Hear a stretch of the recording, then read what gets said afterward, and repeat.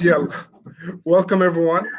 My name is Samar Dawoodi, and I'm here from Bingo, and I'm very excited to welcome you all. Excited that we have Dana and Lama, a very important topic we're covering today. The topic of today is how to utilize tools for philanthropy, and how to attract and retain donors online. This is a very exciting and to learn more, and let me kind of do a round of introduction real quick. First slide real quick, Lama. So my name again is Samar Dawoodi. I'm the policy advisor at Pingo. Pingo is an umbrella for 142 organizations, and we're located in the West Bank. We have an office in Ramallah, and we have an office in the Gaza Strip. So I mean, real quick on myself and what I do a lot of capacity building for our members. We work on issues on shrinking space, pushing back against shrinking space. We strive to support, consolidate, and strengthen civil society based on principles of democracy, social justice, and sustainable development. We're engaged on humanitarian development and civic space, triple nexus, and localization. Real quick, I hold a master's degree in public administration from the University of Cal State East Bay, and a BA in international relations from San Francisco State University. So I'm very excited to do the moderation. But the real stars for today are Lama and Dana. Dana Kardouche is from the organization IMEU. She's a development director. I think I really can't see, but maybe Dana, you can introduce yourself. Sure, no worries. It's a little small. Hi everyone. I work at IMEU. I've been there for 6 years, and I do fundraising at IMEU. I'm really excited to share, what has worked for us, but also outside that context, so online and in Palestine. I also volunteer with the Freedom Theater in Jenin, so have some experience there in terms of fundraising locally. And my background is in a mix of marketing and fundraising, and previously worked at the American Civil Liberties Union. Thank you for joining us today. We are excited to present and to hear your questions. Hi, everybody. Amazing. Thank you, Dana. I'll go ahead and present myself. My name is Lama Amr. I just recently transitioned to the position of Executive Director at Build Palestine, and I've been working with the organization for almost 4 years now. I'm specialized in crowdfunding. I helped over 36 projects to raise over $360,000 now in crowdfunding, but I also work with a lot of nonprofits in Palestine and understand their needs in terms of fundraising. I hold a bachelor's degree in business administration from Birzeit University, and I also lead Founder Institute program, which is a program to support tech startups in Palestine. And I'm originally from Dura, Hebron. Excellent. I'll present the agenda for today. We'll be covering challenges facing local NGOs and why this is an important topic to cover based on the challenges that I'll kind of briefly go over.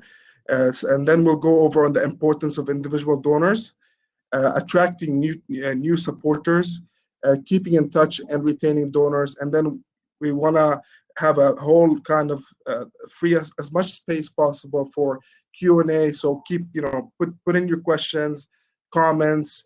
We want to be as engaging as possible, and then we want to also try to build that linkage for future, to build on this session, to kind of go in depth later on to explore more. I mean, it's a very big topic to cover in an hour and a half, and I think would be great is to learn from each other's experiences, and then just as many, ask as many questions as you want.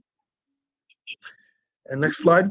I mean, for me, I wanted to talk real quick on the challenges and why this is kind of important. I mean, not we don't have only NGOs participating in today's session, but we have also international organizations enrolled.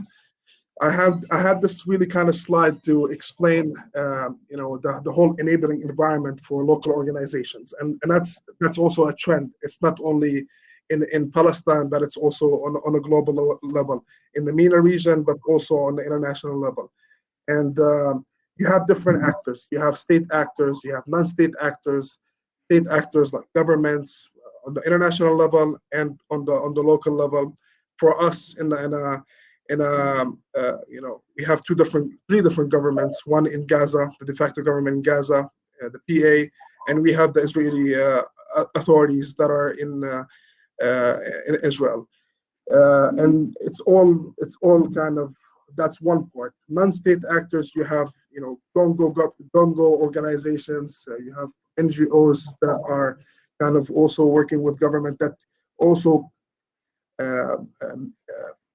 have specific tactics that make the enabling environment and the shrinking space even go further in three different ways.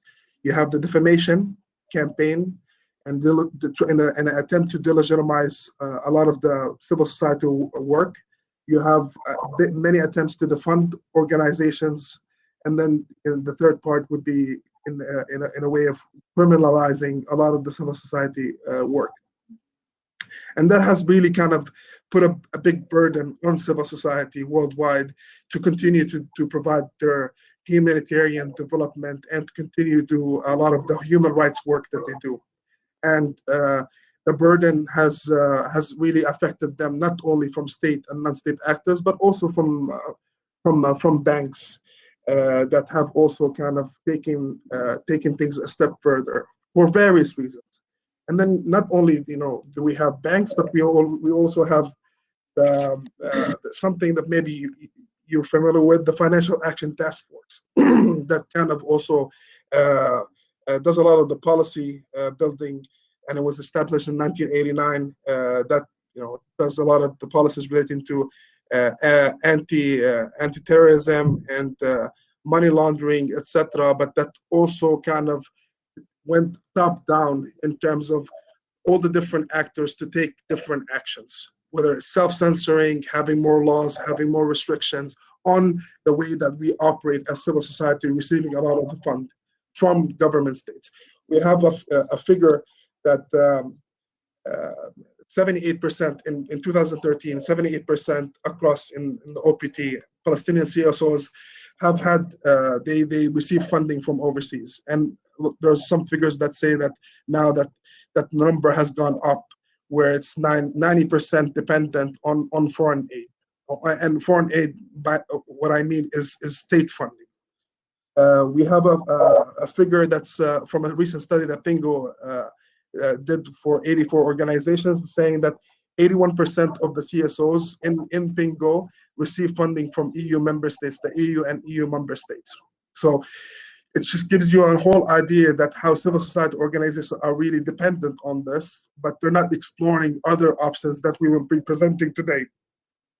And kind of the options, and on the last slide, and I think I'll give it up to the speakers because they're more interesting and give you kind of the know-how on how to move forward and kind of give you an in-depth analysis, kind of step by step. There's 4 ways that organizations have kind of reacted to that environment that we have. One was to resist all these different shrinking space policies, all these different kind of reduction in, and they've thought of different innovative ways to kind of overcome all these different challenges. Another way was to adapt. It wasn't really full on resisting. It was kind of adapting by maneuvering somehow minor changes, and also kind of adapted in terms of how they work, in terms of where they operate, in terms of operating instead of Area C or operating in East Jerusalem or operating in Gaza Strip, but moving to Area A and B because it's easier, and because there's different agendas and priorities. It's a top-down approach where the funding on the government funding, especially the development funding, it's not as humanitarian funding where it's in a way political. And the third way was to kind of desist.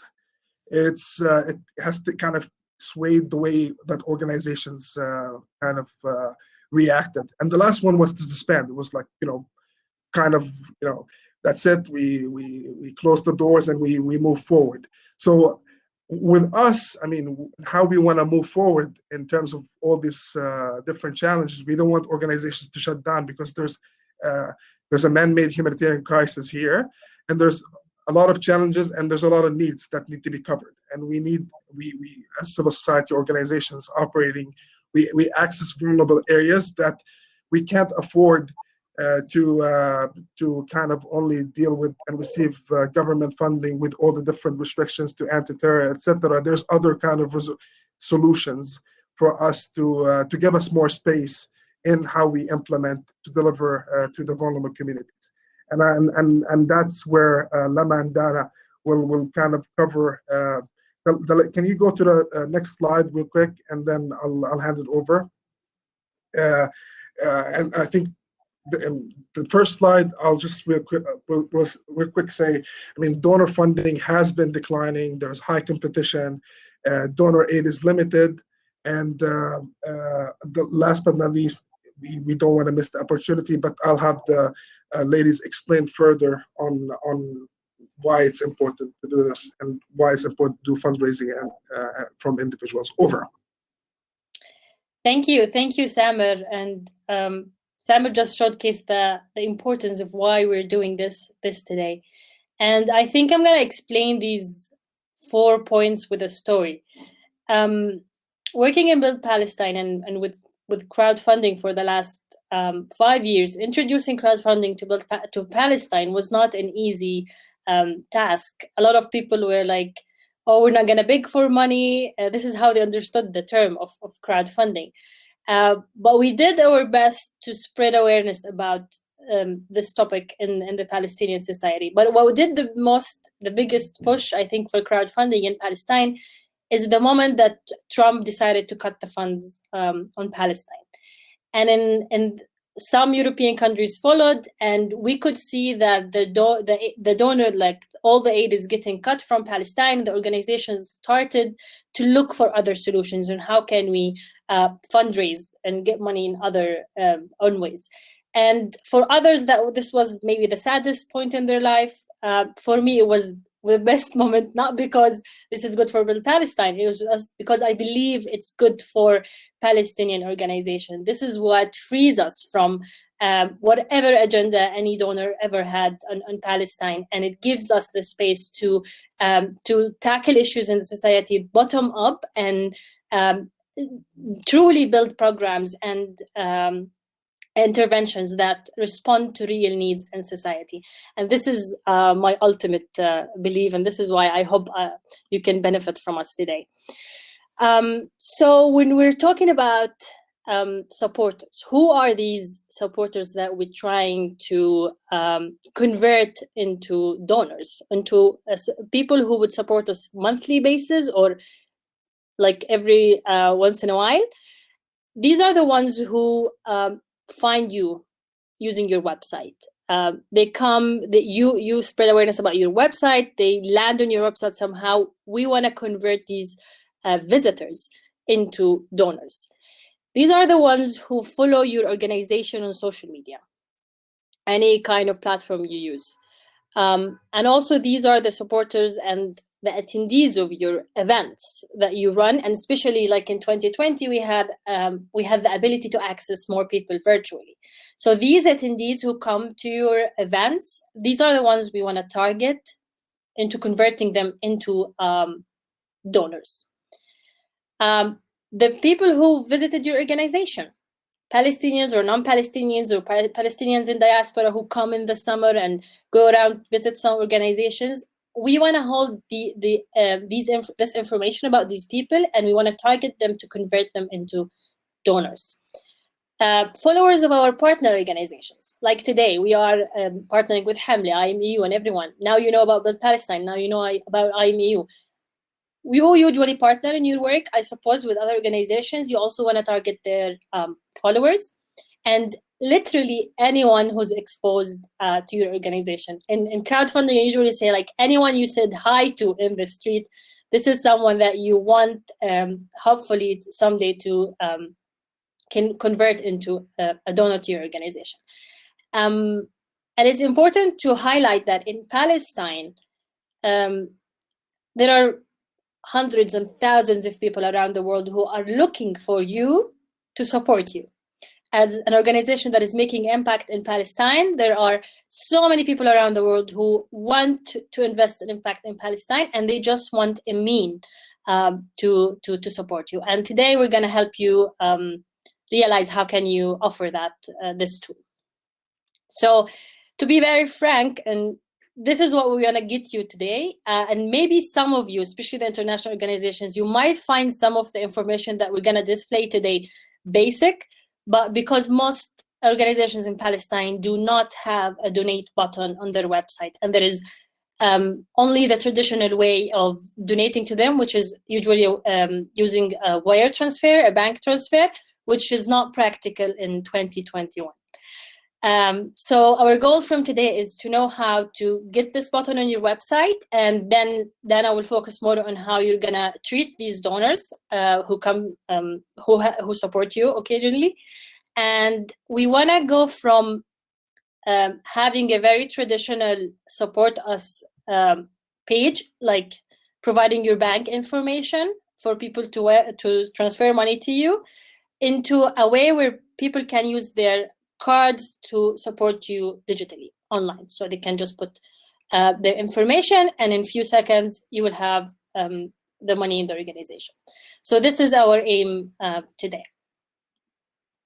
So you can see here, Hamle has تبرع, a donate button on their website, and that takes you to these forms where you can select how much you want to support. You put your information. It's a one-time donation, or it's a monthly donation where these supporters help you monthly with $5, $12, or whatever. And these are the kind of donations that guarantee the sustainability of your organizations. So just to make it keep it closer for you, for us in Build Palestine, we aim in 3 years to have 3,000 donors who commit to support with $5 a month. So if we have 3,000 people around the world who only commit $5 a month, we will be sustainable as an organization. We won't need to go for the funders and the big donors in Palestine to, we don't have to make any proposals anymore. So just to keep it as easy as this. So this is gonna be Dana, who's gonna introduce you on how to spread awareness about your organization and how to treat your donors. تفضلي دانا. Shukran. Thank you, Lama, and thank you, Samir. So they did such a great job, Samir and Lama, of really sharing the reasons that it would be good to diversify and start to attract individual donors. It's a sustainable way of raising money. Last year, in the midst of the pandemic, when people thought that fundraising and philanthropy would be down, small level donors actually rose more than ever. So these are the donors that continue to give, and when they have more money, they give more. They're more generous. And what we want to do is ensure that you are attracting them, sharing what you do in order for them to give, and then retaining them so they give year over year, not just once in a while, either monthly or annually. This donor pipeline that you see on the screen right now is really cyclical. So from the moment you make somebody aware of what you do, keep in touch with them, share your updates, to the donation and the retention of that donation, you're going to go back to the awareness and engagement. You're always engaging people, always reminding them why they made the donation in the first place and what the donation is supporting. So as I go through the next couple of slides, if any of the tools I share or ideas I give you've done successfully, please put them in the chat. We'd love for us to all learn from each other. So diving into the first step, which is awareness.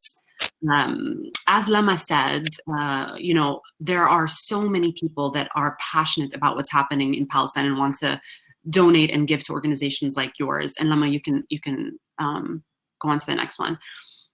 And the issue is not knowing that the work is happening or the organization exists. So awareness and getting the word out there about what you do is truly the first step. And as Lama said, tell everybody in your network, your friends and family, about the work you're so passionate doing, and the fact that you rely on donations to continue to do this work, how important it is and how much it relies on support.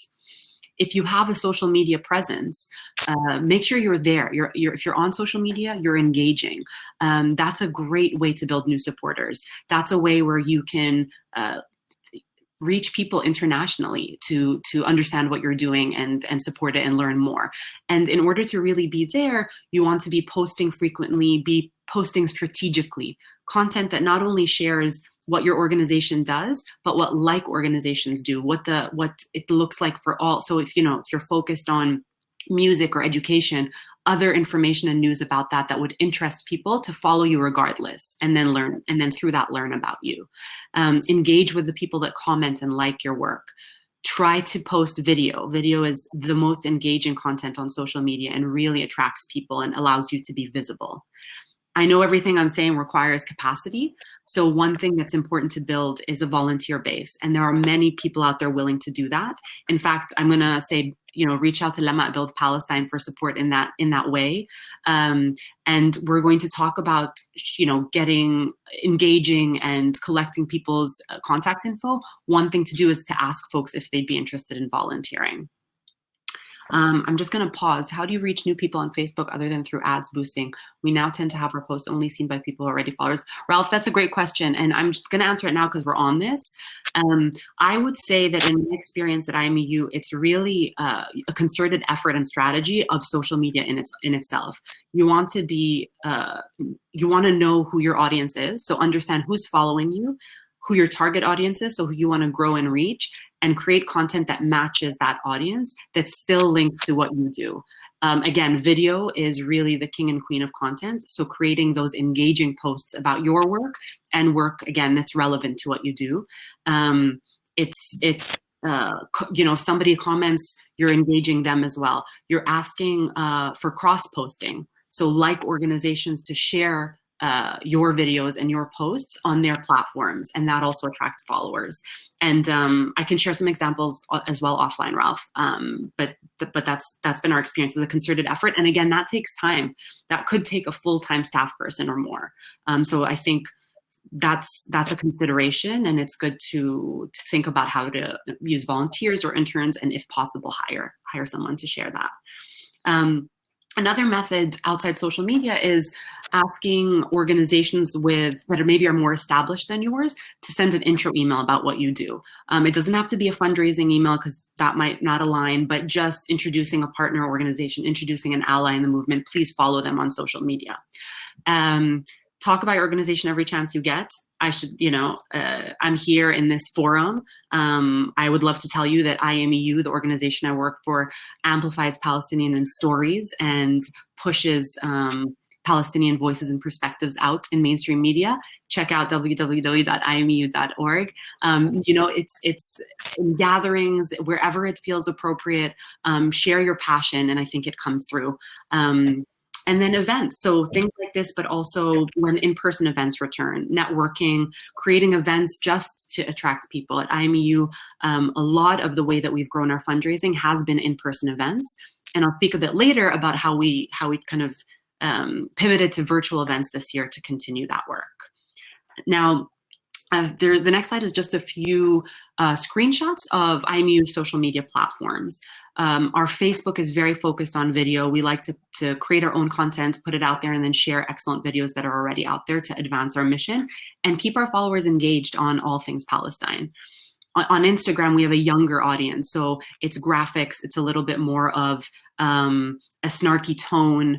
We adapt to the platform. And then on Twitter, a little bit more geared to academics or journalists. So that's also important. And you don't have to be everywhere, but wherever you are, try to be as engaged and intentional as possible.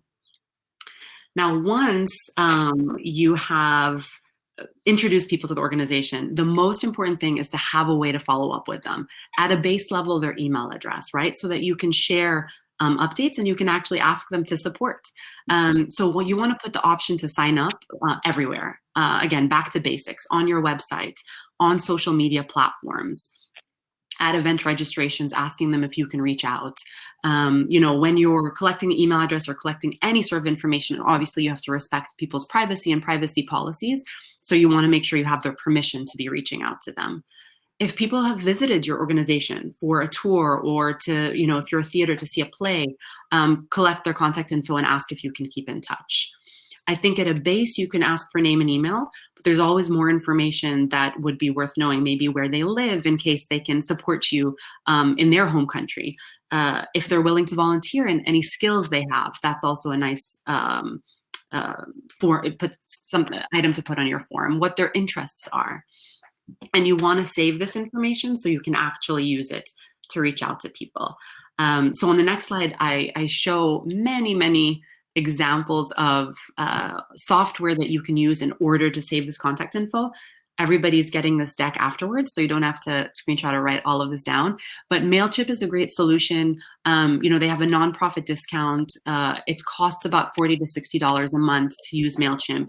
And through that, you can really keep in touch with hundreds of supporters and potential supporters, and even segment the list to send emails to certain groups and hold on other groups. For example, you might want to contact new donors more frequently than you do donors that have been giving for years and years. And just to show you how it looks on various sites, to really include email updates. It's as simple as a sign up on your Facebook. You can even do a form on your website, which the next slide shows. This is very simple, but again, you can ask for more information. And then that will, on the next slide, you'll see that shows the mailing list. So once you've collected that information, it's in a CRM database and you can use it to reach out to people. On Instagram, you can use things like link.bio or a link tree. And through that, you can put multiple links. So not just for people to sign up, but also to a donation page, to a crowdfunding page, things like that. Can I just show this link? It's an example Absolutely. for a link tree, where you can like send one link and you can send people on all your Facebook and website and everywhere. Anything that you'd like to share, you can share multiple links. So now the most important piece of this whole pipeline, and the thing you're doing all the time, relationship building. You're always keeping in touch with folks, and tools like MailChimp allow you to do it with many people at the same time. It's the most important part of fundraising. It's how to continue to get people back and giving continuously, not just a one-time gift and because they were inspired that day. It's building a connection to the organization. In terms of engagement, you want to use your email list pretty frequently and engage folks on social media. So you should be sending an update to your list about once a month. And this could be content that you already have. It could be, a short update on a new project. It could be a quick video greeting from your executive director. It could be an interview with a staff member that you send the audio of, or a fun email in relation to that. You could start a newsletter and take pictures of your programs. Anything to remind supporters in a personal way what their donation is giving, how their money is helping you grow and helping them impact people's lives. And the more you know about your supporters, the more personal you can get with this outreach. If you know someone's interested in a particular part of your work, you can make sure to update them on that. If there's time, you can create a communications calendar. I think this is a really useful tool I've found. Can be very simple, but just plan out the year in terms of what content you want to share each month. That can change as news changes and updates happen, but you can stay on track a little bit more and ensure you're sending something frequently to your supporters. And then going off of MailChimp, this is the Build Palestine example of what kind of content you can share. This is an email template. It's really easy to sort of design and send out. And again, you can segment. You can build a newsletter. I think the next slide will demonstrate that. And send that out to your list. So it's a great way to keep in touch with people. And if it's not employed, I think that and social media are very, very useful. And now that you've done this engagement, you've introduced people to the organization, you know how to keep in touch with them. Another tool for engagement is virtual events. So I alluded a little bit to this earlier. Virtual events can be an excellent way now and in the future, even when we are back to gathering, this space is still so useful because you can have people from all over the world in one room, new ideas and new supporters, and the potential for so many connections. So at IMU, we switched to a virtual event format.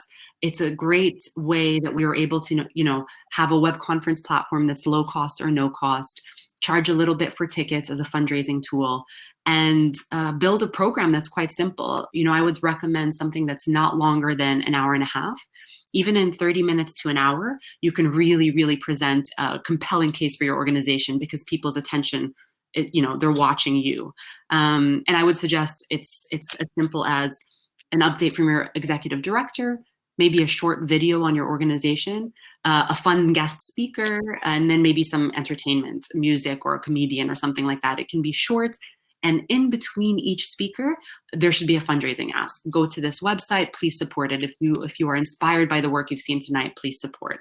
And so this is an easy way to give your current donors, delight them and get them excited again about the work, but also give them a chance to invite people and say, look at this organization I support, please come to this event, and you're building your base. So it really, every step of engagement is a chance to advance each step of the timeline. You're getting to know people better until you get to the donation.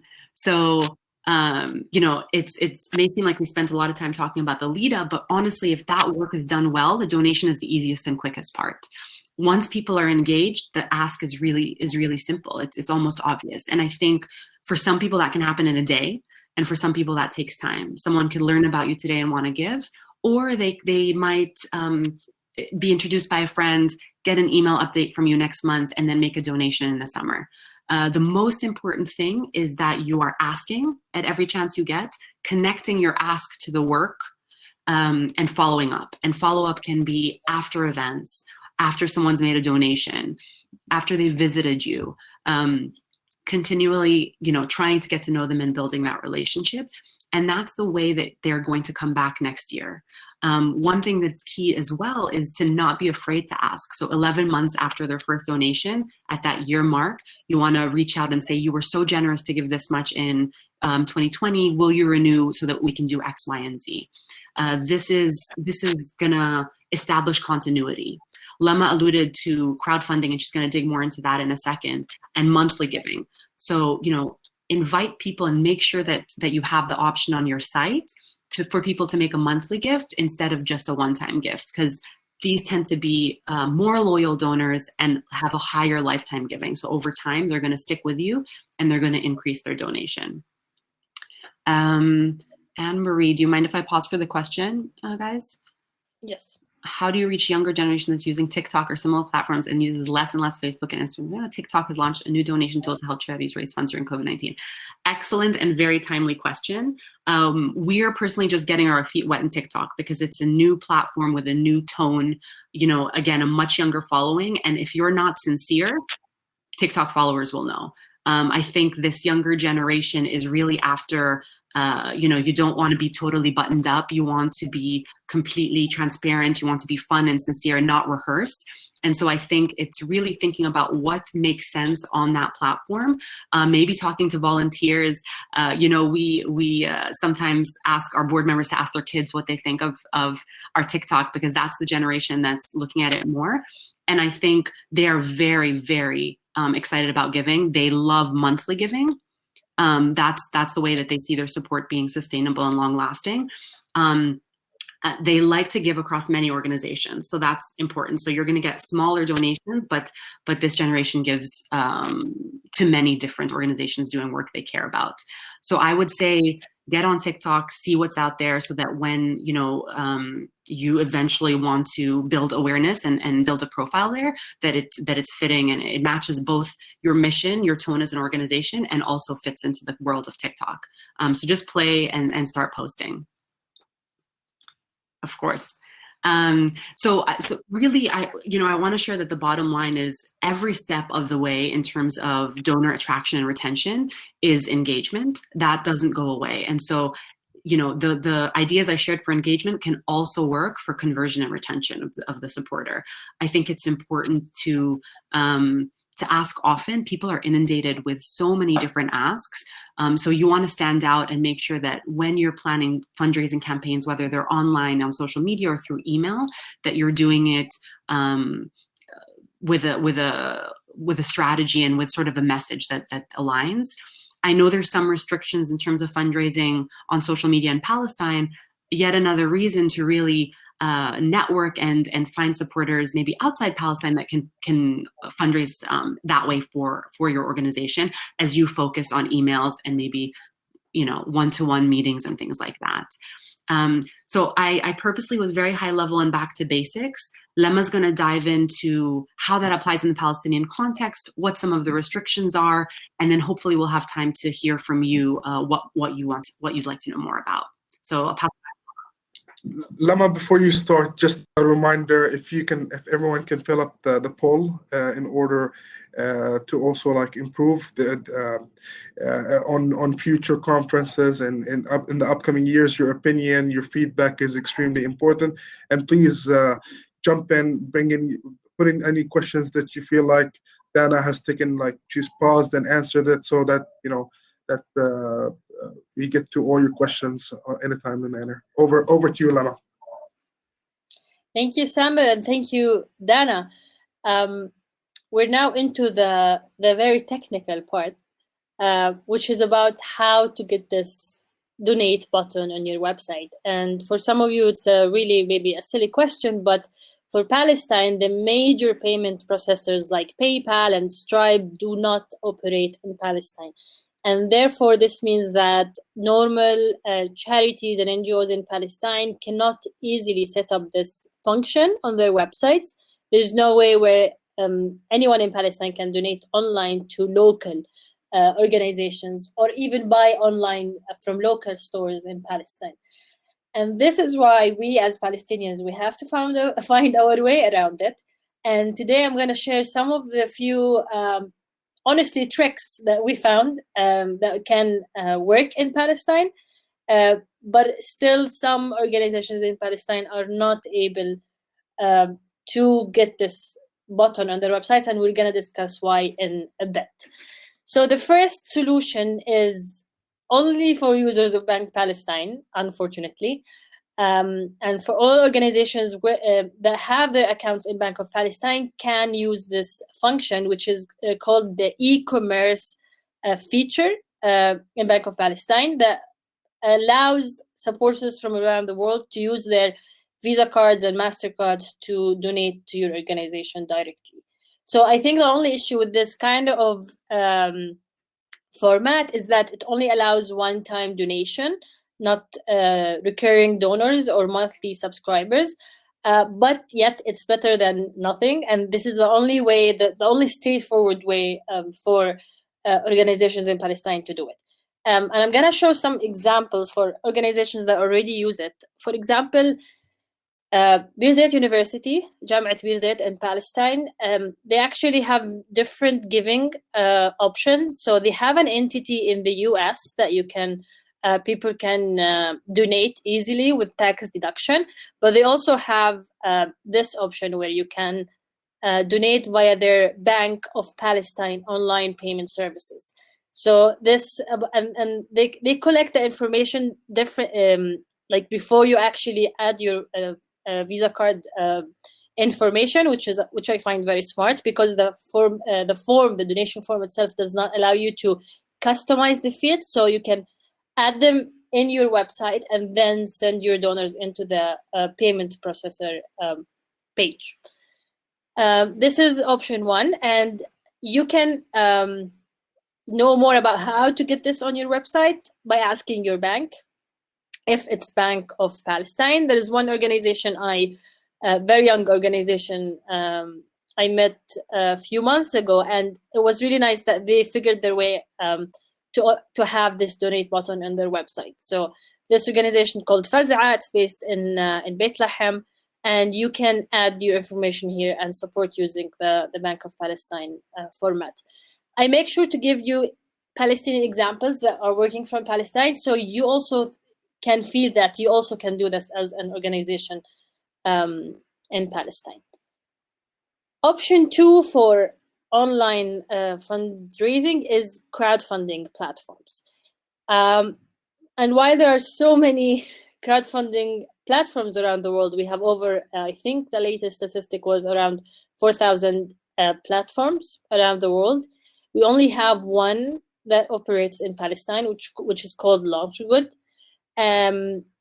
But I'm going to give you some ways around now using these platforms. But before I proceed, just wanted to quickly define crowdfunding. What is crowdfunding? أو التمويل الجماعي for the interpreters. So التمويل الجماعي أو crowdfunding, it's the ability to gather smaller amounts of donations from a larger number of people. So you don't go to a specific organization asking for a grant. You ask the individual supporters to give you $5, $10, and $15, and sometimes $500 and $1,000. I've seen that before through a crowdfunding campaign that is operated on a crowdfunding platform. So the bottom line in Palestine, and because I received so many questions about this in Palestine, the only working platform is a platform called LaunchGood. It's a US-based platform. And unfortunately, it's only available for organizations that are registered in the West Bank or the 48 area.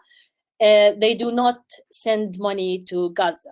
And therefore, any organizations in Gaza have to find another organization, preferably an international organization, that can actually receive the money on behalf of them. What do you need to have in order to set up a crowdfunding campaign on LaunchGood? You usually ask to show your registration certificate that has to be in English. So if it's in Arabic, it has to be an authorized translation. You need to provide a bank letter and a passport or ID. And if it's an ID, a Palestinian one, it also has to be translated. Usually, these are the 3 documents that you need to provide, in addition to the campaign text. Some campaigns that are too political or have the Gaza, have Gaza anywhere in the text, sometimes they get flagged. And some organizations are asked to pay security check fees, which are around from $700 to $1,500 to do an extra security check just to make sure the money is not going anywhere. So this is why we usually advise organizations in Gaza to find someone, another organization that receives the money in behalf of them. And we help organizations in Palestine and West Bank, especially, to avoid getting flagged. The other famous platforms like Indiegogo, Kickstarter, and GoFundMe, I'm sure many of you have heard of them already. They only operate in these countries that I'm putting on the slide. And these are also the organizations that you can find a partner organization that can run the campaign on behalf of you and receive the money on behalf of you. We just recently ran a campaign for Gaza through an Italian organization.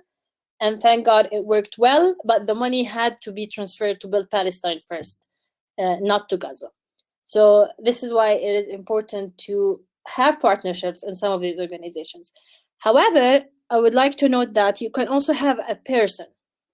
So this is why Dana said that building a network is important, not just in terms of donors. Sometimes you can have volunteers.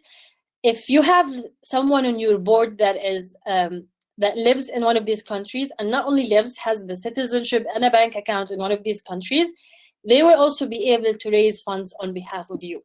And this is the same for any individual campaigns in Palestine. For social enterprises or initiatives that are not registered, you can't do that. You have to be affiliated to a specific registered organization in Palestine, or you partner with a specific person who has a citizenship and a bank account in one of these countries that can run the campaign on behalf of you.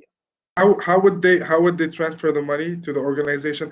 And there's another comment also from Isa, if you can also take a look. He's saying that you can bypass this limitation in Palestine by establishing a payment gateway in the US. We can help you with this, establishing a nonprofit status. We already have quite a few. Over. Yes, and this is one trick we're gonna get into in a bit. And thank you, Sam. I can't see the screen of the comments, so please keep sending me these. That's why I'm here. Yeah, good. So I'm gonna so if you can set up an NGO status in the US, then you will be free. You'll be treated as any other US-based organization, and you can use any one of these crowdfunding platforms easily.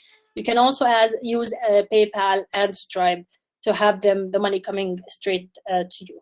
But we have a way around it, which is called the fiscal sponsor, that I'm going to view in a bit. I just wanted to also continue on the crowdfunding part. So in Build Palestine, we work to do the temporary campaigns. What I mean about temporary campaign, and this is the essence of crowdfunding, is we're having a campaign that is for limited time. We have a campaign for 30 days, usually is the default time for any campaign. But you can see here we have a campaign to support Hamle, to support PDAF. And this is a limited campaign. You can see there's 12 days left. So please, anyone on this workshop, go use this link. Someone from Hamle, please send the link in the chat to support Hamle. So this is a limited crowdfunding campaign that is only available for a few days, and people can support through this campaign. So how does the money get to Palestine? Hamle has also uploaded the same documents I've just shown you, and the money after the completion of the campaign, the money will be transferred directly to Hamle, to any organization that is running the campaign. So the money for as Build Palestine, we don't receive any money in behalf of any organization, so the money has to go directly to the organization that is running the campaign. But the option I also want to explore, which is a way around this, which is to have an ongoing campaign. And here what I mean, we helped an organization called Rasail to have a donate button on their website using a crowdfunding campaign. So this means that on the donate button here, it will take you to a running crowdfunding campaign that is not limited with dates, as you can see here. So you can support it as it's like a temporary campaign. However, every once in a while, Rasail will ask something called a payout. So they ask LaunchGood to send them the money every few months. And this is a way to, like, it will be giving to them as like it's a grant. So the money is gathered with LaunchGood for some time, and once Rasail asks for a payout, the money is sent to Palestine. So this is a way around, which is called an ongoing campaign. And not all platforms offer this solution, because usually some platforms, once you launch a crowdfunding campaign and you put like this campaign will end in 30 days, you cannot change the time during the campaign. But a platform like LaunchGood, it's very flexible. You can change the time or the amount at any time, which gives us flexibility in the campaign. So how do you know that you're ready to run a crowdfunding campaign? I have a million point in my mind. However, these are my favorite two because I think they're the two most important. One is to have a team. Running a crowdfunding campaign means you need to produce a lot of text, some visuals, a video. You have to be responsive. You have to run a marketing campaign on social media and on your mailing list. And this needs capacity. So if you don't have this set of skills within your team, you want to use volunteers. So you might recruit volunteers before you start the campaign. So it gives you a higher chance of succeeding. And the most important criteria is a network. So the story is that, like here in Palestine, we get reached out by a lot of very nice, impactful, innovative projects, but they are in the early stages and they do not have enough networks to crowdfund. Once you run a crowdfunding campaign, you shouldn't think that there is an imaginary crowd that is waiting for you on the platform to support your campaign. If your friends and family don't support the campaign, if they're not convinced with the campaign, then how are you going to convince other people, strangers? And the number of people who are going through crowdfunding platforms and picking campaigns to support, they're not that much. So they're not so many. So you have to do the outreach in order to get to these people. And usually I define the network, it's the number of individuals who know about your organization and can donate online or cash in some cases in Palestine. And if you have, when Dana viewed these mailing lists, a lot of organizations in Palestine do not have mailing lists. They get visited by so many people around the year, but they do not collect their information. And this is the kind of information we want to connect. So once we need these people, we can use them. So an exercise I always ask organizations to do is to have get an Excel sheet or a Google sheet, write the names of every single person that knows you personally, anyone in the team or the organization, and expect how much money would these people put if I ask them to support this X project. And this gives me an idea on how much I can collect. And if it's not much, then maybe I need to work on my network first, and then I'm eligible for crowdfunding. And we did run different and various campaigns, really nice ones, but they didn't have strong networks, and it ended up failing or not performing very well. And two is to have also a list of organizations like your partners who maybe have enough networks and they're committed to share your campaign once it's live. So if you're backed up with strong organizations that are committed to support you once the campaign is live, this also can give you a higher chance of raising more funds. My favorite slide ever, your network is literally like an onion. And it starts with your family. The first people who put money in your campaign are your family and friends and the closest people to you. And these people who donate to your campaign and then share it with their networks, they're friends of your friends and the friends of your friends of your friends and your friends. And then the outer layers start to know about you.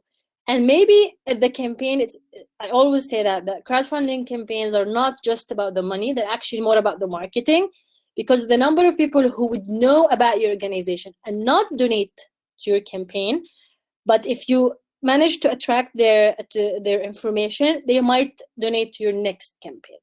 So it's very important to do your best to spread the word about your campaign. So even if people don't donate, at least they will know more about your organization and the important work of your organization. So enough with crowdfunding, but I wanted to explore the option of having an ongoing campaign that can act as a payment processor to your organization. The third option I have for you is a bit difficult, to be honest. Global Giving is a very known platform that is kind of a crowdfunding platform, but it's not a crowdfunding platform. What they do is that they help organizations around the world. They receive money on behalf of these organizations. So they help you with two things. First, people would be donating through the Global Giving platform to your organization. And two is that they're going to help you do corporate partnerships. So corporate social responsibility, they create these partnerships and help you attract more corporates to support your organization. But again, this is the most important part, which is people can find you through the Global Giving platform, and your donate button on your website, like this example.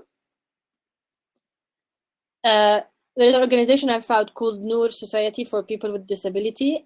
They are on Global Giving. So once you click support, you can find variable projects, but you can see here that here is where you go to support them, which is Global Giving that looks like a crowdfunding campaign. This looks very nice, I know. However, if we go back to Global Giving, you have to give some time between you apply to Global Giving until you get to the point where you're eligible and you're on Global Giving.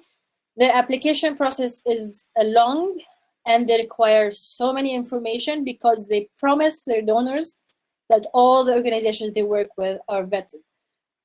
I have seen multiple Palestinian organizations on the website, which made me really happy.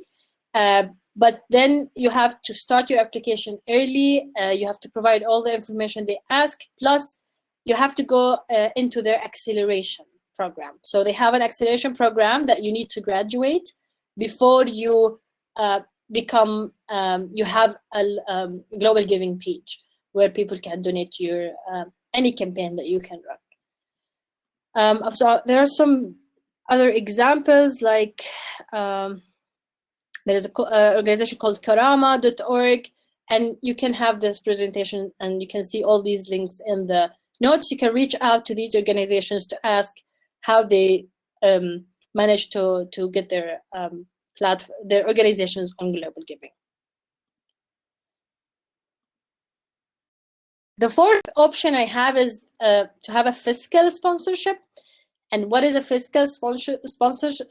It's usually a nonprofit that offers other nonprofits the ability to receive the donations on behalf of them, and sometimes also offer tax-exempt status to groups and projects. It's literally like this umbrella: someone who manages to receive the money on behalf of you and then transfers the money to you as it's a grant. So you ask also for a payout, just like the crowdfunding campaign. And this fiscal sponsor, it could be actually, I think it could be any organization that is in the US or Europe.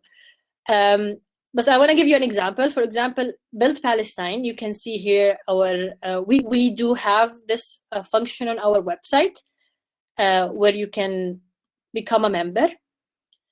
And we use a fiscal sponsor in the US called the Social Good Fund. That has access to a Stripe account, which is the payment processor. So when someone donates to Build Palestine, the money goes to a fiscal sponsor in the US, and then we ask for a payout every couple of months. And there is a directory for to find a fiscal sponsor in the US, but I'm gonna also share this in the presentation. But I would like to share another example, which is Rawa Fund. There's actually using another organization called Mecca to receive the money on behalf of them, which is registered in the US. So here are some examples of, okay, we can't do it on our own, so we can find another organization that is committed to support us as well, and they receive the money on behalf of us, and maybe there's a processing fees or something like this.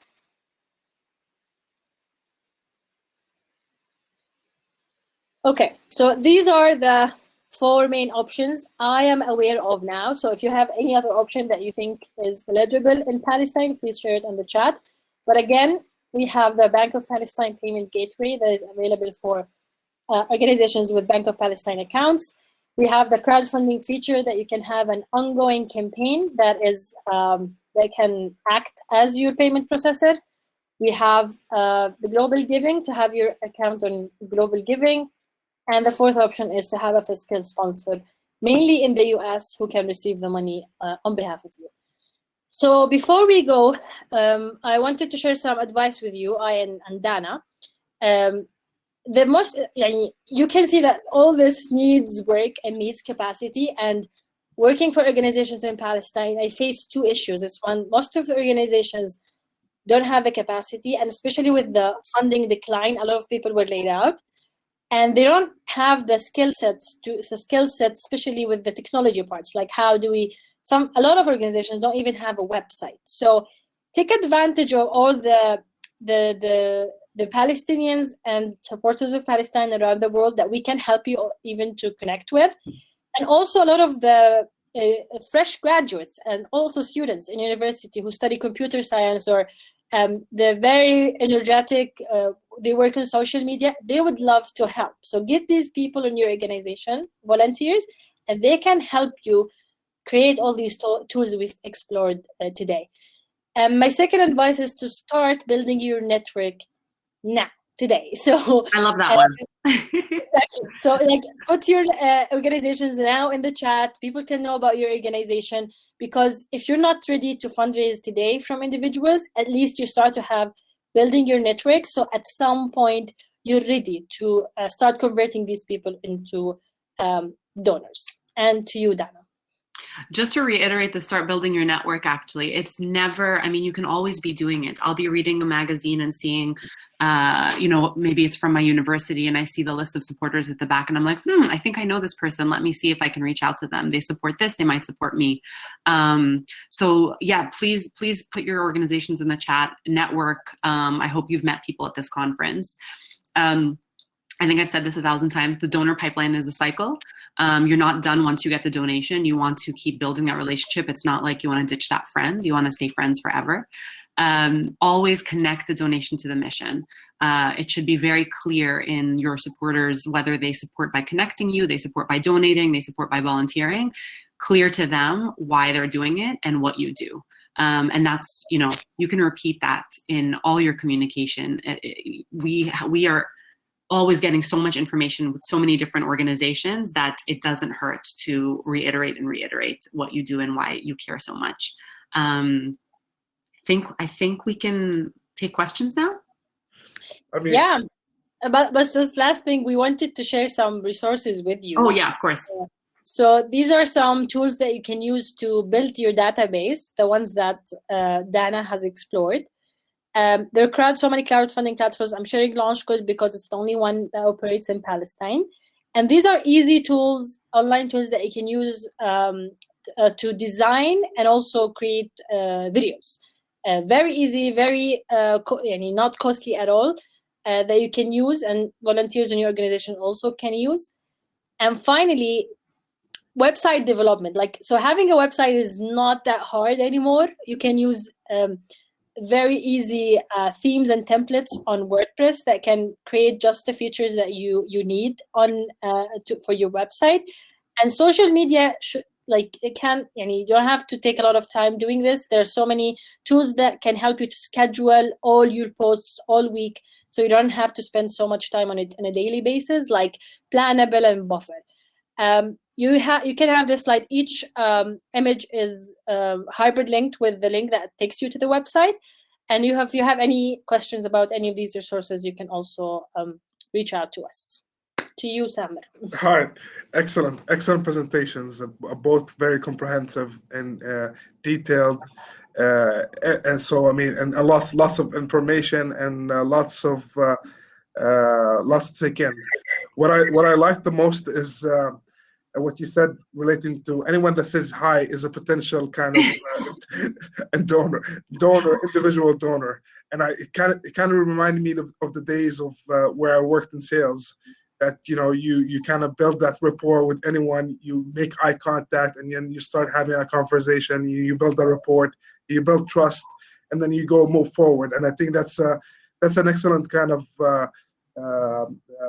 points that you made, and it enables NGOs and civil society to kind of make the linkage between the people on the ground, and then you're with the outside world, and in a way that you kind of tell what are the needs, here are the stories, and throughout the different platforms that you've explained, and you're basically doing your job as a NGO in basically providing whatever is needed through the different, and you're kind of exploring your tools and mechanisms, whatever. Like right now is an opportunity. I see some comments of Palestinian or companies saying we're available and we're ready to help out if you want to go ahead and move forward. I saw people from Muna and Hamle putting their links to also promote and encourage people to kind of to provide funding to this platform, to this muntada, and for future muntadas, and for other activities. And I think in our context, working in where funding is of scarce, and especially when it comes to like the COVID-19, there was on the spot kind of emergency needs that need to be met. And in normal days, we had some success stories like in Augusta Victoria Hospital and others where people were able to go in person and provide that cash. But there's other ways where people can go ahead and provide and support and contribute and help out in a ways that that weren't available back in the days, but now they're available. And that's the whole purpose of us providing these tools. I've also kind of you've made the linkage, etc. I wanted to ask a couple of questions if I don't see questions on the chat board. But what's the best way? You've offered multiple kind of options for NGOs to explore. But if you're for example new to this, and I'm as Pingo and a lot of, not a lot, some of our members are new to this because they don't have the capacities, and one of the challenges is we don't have one person to do proposal writing. We don't have that privilege that INGOs and others have multiple departments working on resource mobilization through just proposal writings. But you've offered ways that can be done through volunteers, but also through staff, young engineers, entrepreneurs, or IT students that can give you. But if you're a startup and you're a small organization, what is the best way to go ahead and starting your approach like Build Palestine is saying, you know, maybe we don't want to get to 3,000 people paying $5, but maybe we want to get small goals, but we want the best platform, and what's the next steps? Over. Well, I have two things that you can start with. Actually, running a crowdfunding campaign might be a good idea at the beginning. Of course, start collecting the data of anyone on requesting their permission, of course, but start collecting data and have all this data of your network where you can ask them for help. Crowdfunding campaign is a good way to start because it gets you to this atmosphere of fundraising from individuals, and also start with small amounts. So don't have I get a lot of organizations that they want $50,000 in a month. Like now, I was like, wait a minute, where are your support? Do you have a mailing list? No. Do you use any tool? No. Where do you want to get this money from? I tell them, go do offline fundraising, go to the major business people in Palestine and get the money you need. This is your only way of getting this done. So take your time, build this ecosystem in your organization, and then start with small campaigns here and there. And you get to a point where, as Dana has explained, you start converting them into recurring donors. And this is the best option we want to have. We want people who support us. We communicate our impact to these donors so they're happy. And there's some of the donors who actually forget about you. You will keep taking money of them monthly, and this is the best kind of donor you want in your organization. The one who forgets about you, just keeps supporting you the whole time. So you'll get to that point, but you have to start and make the decision that now I want to transition into individual supporters. I want to add just one thing to that. And I think a great first step for a startup nonprofit or one in early stages is really getting a sense for how much money you need to raise each year. So build a little bit of a, based on what your goals are, goal budget per year, maybe for the next 3 years, and have an idea, because then you're working towards a number, and that helps in any of the tools you use. So I just want to mention that. And then in terms of really building from starting small, look at that onion. Start with the first layer of the onion and get those people on board as passionate as you, so that they can do as much work as you're willing to do to get you off the ground, because then your network will grow. But if truly you're starting at base level, get a sense for how much money you need and build a small team of passionate people that will help you build your network. I had one more question, and I think we will get. I promise, Isa. I think your comments are well in point, and I think if people want to go ahead and reach out, thank you. That's excellent. That's the whole purpose of this. Purpose is to network and to kind of give that opportunity to exchange knowledge and to help each other. Second question that I wanted to ask is, Dana, you made a good point on being organized and knowing your followers, and both of you made that point, knowing your followers. And I think for Facebook and others, we've I remember when I started with Bingo and kind of helping with NGOs, etc. Is we have a hard time knowing who's following, where are they. It's all kind of, oh, we've reached out to 1,000 followers, 2,000 followers, but we have no idea of what categories, where do they live. Are they following it because they know Bingo, or are they following because our contact as well?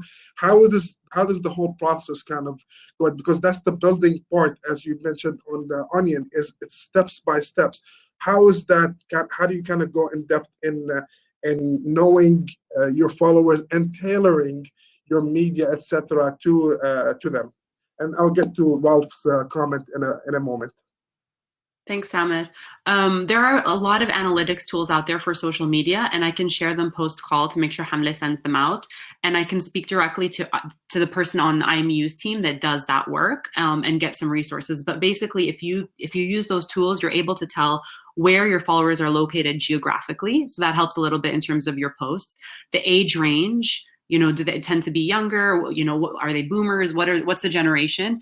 And you can also look at your most popular posts and say, okay, it seems to be every time I post about this topic, I get tons of shares, tons of follows, tons of reposts.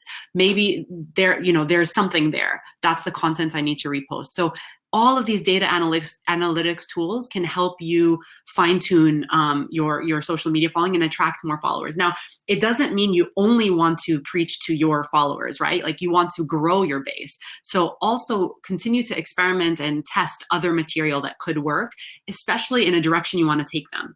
If you want them to know more about something that post is not attracting a lot of engagement, try a different way of telling that story. So that you're not just following your followers, if that makes sense. But bottom line is analytics tools, studying them. The more followers you have, the easier it is to grow, and the more data you can collect. And I can follow up in terms of how exactly we do it on our team. Excellent. I'm not sure if Lama, you want to jump in, or should we go ahead and... I just want to have one comment about, for example, with Build Palestine, because we have multiple crowdfunding campaigns, some of them like in education, others in health, using CRM systems help us to know who likes to support education campaigns. So next time we target them with education campaigns, health campaigns. So CRM systems will also help you to know more about your donors. Excellent. Thank you both. There was a comment from Rolf saying, one suggestion to grow the network was to ask other ally organizations to share cross-post on social media. In our experience, however, such organizations are often also fundraising themselves, as they are reluctant to do so, and I'm not sure how to say this, cannibalize the same pool of potential donors. Are we talking to the wrong allies here? So I don't think so. I don't think you are. But the cross-posting suggestion was not asking them to fundraise for you. So you don't necessarily ask them to share a fundraising post. But if you are true allies, true partners, or there's like-minded missions, similar missions, or different missions, but you are stand in solidarity with them, you're sharing things that they'd want to post. You're giving them the gift. You're not asking them to do it for you, but in giving them good content to repost, you're also getting more exposure to your organization. So it's a win-win. I don't normally ask others to share fundraising posts unless it's truly like either we're doing the fundraising together, or it's truly a moment where that makes sense, because IMU is an organization to support in that moment for whatever reason. But when I'm saying cross-posting, I'm saying be open to sharing theirs and be a good partner back, and then share content that they'd want to share, so that it's a benefit to you and to them. In the Palestinian context, we have multiple examples of, usually it's a smaller organization or a project. Usually it's not registered, or it's registered but it's in the early stages, so they don't have a network. They go find a parent organization that they can affiliate themselves to this organization. And this organization agrees to receive the money in behalf of this small project or organization. And usually they just they deduct the tax they pay over the money they receive, and that's it. So we had some campaigns in water. They want to big major organizations working in water, and we agreed to help them.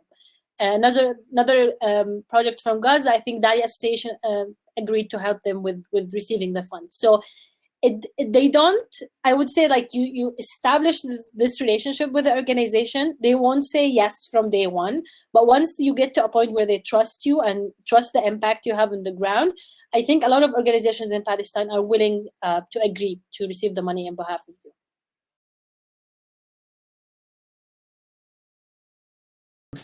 I don't see other questions, but I wanted to also give some time if there are other more questions available, but also Dana, Lama, if there's anything that you've missed and that you wanted to also reiterate, please share.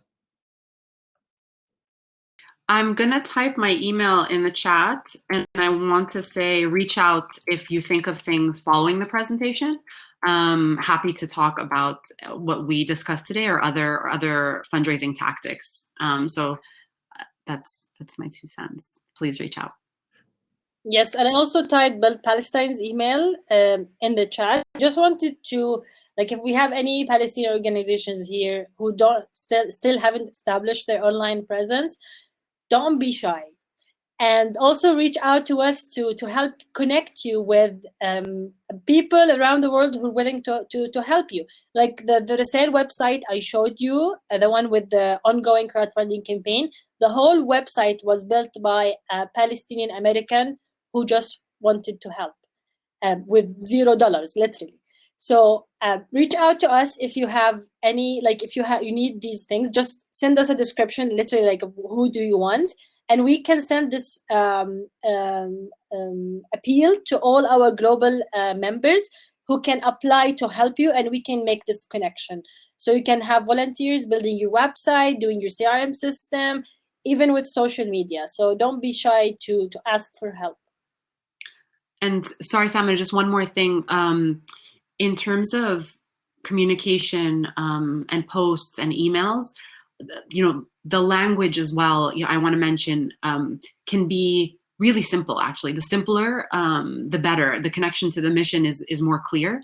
And if folks need templates and samples of that, reach out, but also online, there's tons of that work. When I'm working on a new email campaign, I tend to do that. I'll look online, I'll look for templates, I'll apply them to IMU's work, of course, but it gives you a good starting point of how to communicate well, subject line ideas. Like there's all sorts of really cool tools out there that exist that are free.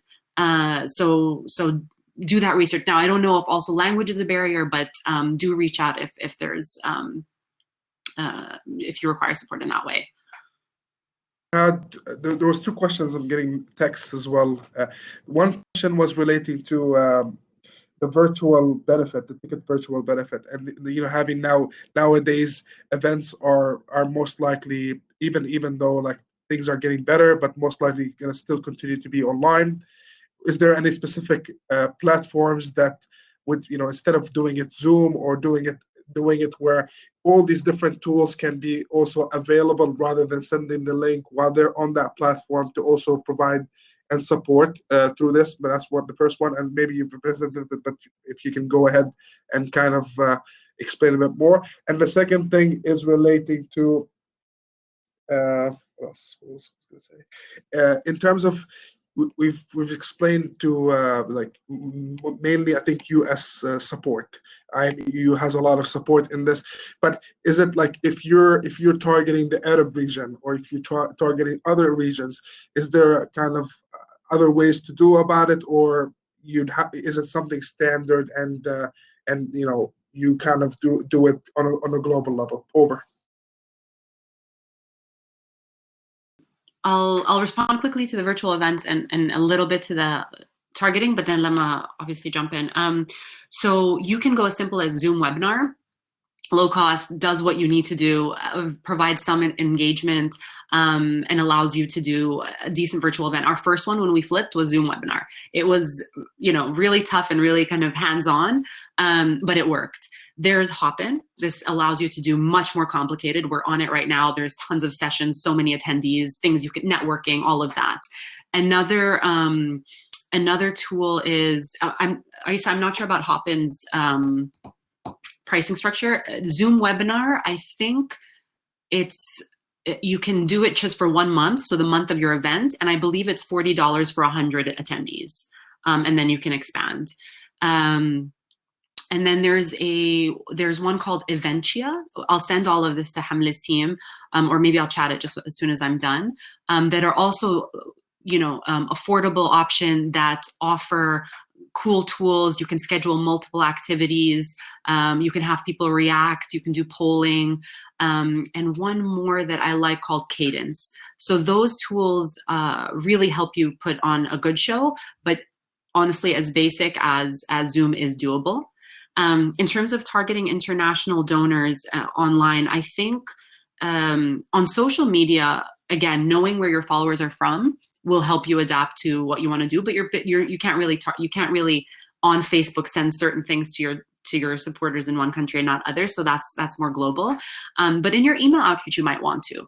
So think about the time zone that you send the email. Think about news that's going on in that region and maybe relating it. Sometimes there's something that's happening in a state so it feels very different to be in Houston than it does to be in California for whatever reason. So maybe you don't fundraise from that group because they're going through something traumatic, and you send them a kind email checking in. So in that way, you can tailor your outreach. And if you do in-person events in different regions, I think you'll learn more about what the supporters are interested in. But there isn't always a blanket approach for each country. I think you learn the sensitivities of that country and how they're comfortable donating, what kind of language to use, what platforms they like. People in certain countries prefer to do it one way over the other. So I think you learn that as you get to know your supporters. Yeah, and I will tackle also the language issue. So we had experiences with some organizations that most of the donors were in Kuwait and Emirat. So we had to translate the content to Arabic and also record videos on how to use your card to donate, because most of their donors actually were people who are older and used to send the money to Palestine via wire transfers. So we had to adapt our outreach to reach these people. Another experience we had recently in Palestine, we advise most of our organizations' campaigns to always have a cash donation option, where you have multiple places like in Palestine where you can collect the cash amounts, because most of people in Palestine cannot donate online. And the ones who can don't know they can. So we also had to spread awareness about, if you have an online Bank of Palestine, an Arabic bank card, you can use these to donate. And we had to show them how. Recently, we had a campaign for 2 women in Gaza, and these women don't have networks. So it was just us, Build Palestine, and the Italian organization. And at the end of the campaign, I had to use my own network as Lama. So I went on Instagram. I was filming to people the 20 shekels and the 10 shekels I was receiving in the office. And suddenly all my friends donated. They were sending me via Bank of Palestine, pay to a friend option. And then another cash, and some people donated in the Jawal Pay, whatever. So there were so many tools that people started using just to send the cash donation to me, to the office. And we made it. We actually, we were, I think 140% covered the campaign. Using also Mariam, who was an influencer who helped us get to even more people. Thank you, Mariam. Excellent. There's two more comments, and I think we should wrap up. The first one is, Ralph, what would be a good strategy to start reaching out beyond national borders? The general climate toward anything Palestinian in the Netherlands is not too good, and it often feels like an uphill battle. We sometimes feel that, example, in Indonesia, there would be a better context, as it has a very large Muslim population and has been positive towards Palestine also in their national politics.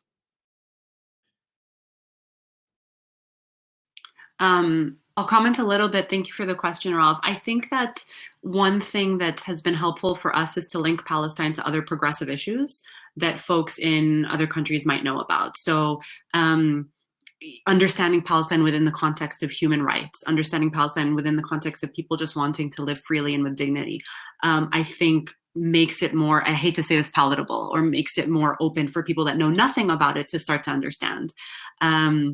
And maybe the best method for that is small sort of salon style events, whether it's a supporter hosting it in their, once we can gather in person, supporting hosting a small dinner where you can give a presentation, and doing a few of those to really grow that understanding. It seems like there's a block of awareness and understanding you have to cross before you start fundraising, and that's fine.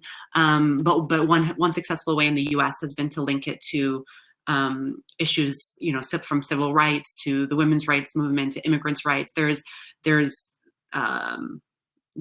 growing solidarity that Palestine lives within that context, and grounding it in those values of human rights that most people believe in is helpful, I think.